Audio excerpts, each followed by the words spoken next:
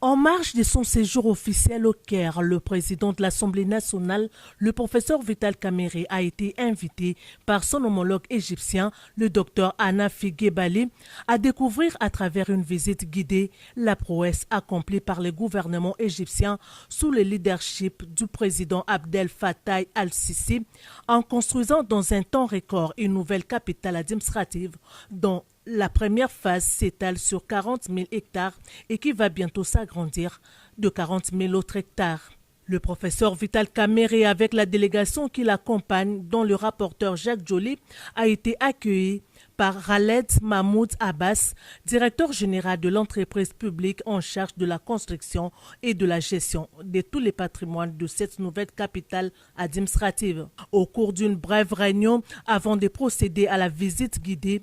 Khaled Mahmoud Abbas a fait une présentation de ce gigantesque projet qui a coûté au gouvernement égyptien 60 milliards d'euros et qui a résolu le problème de désengorgement de l'ancienne capitale administrative et sa surpopulation évaluée aujourd'hui à 20 millions d'habitants. Situé à une cinquantaine de kilomètres de l'ancienne capitale, ce projet pharaonique offre à l'Égypte une nouvelle ville verte et moderne dans le désert, abritant les sièges de toutes les institutions, dont la présidence de la République, la Chambre des représentants, des bâtiments abritant des ministères, des banques, plusieurs universités internationales, des écoles, des complexes médicaux, une bibliothèque de 5 millions de livres et un village olympique avec un complexe de 80 000 places, pour ne citer que cela. Nous allons faciliter qu'il y ait vraiment un accord entre l'Égypte et la République démocratique du Congo dans ce domaine pour venir nous aider à assainir et à construire des grandes villes. Nous sommes vraiment convaincus que vous allez nous aider. Je sais que le ministre de l'Urbanisme, Christin Badou, a séjourné par ici.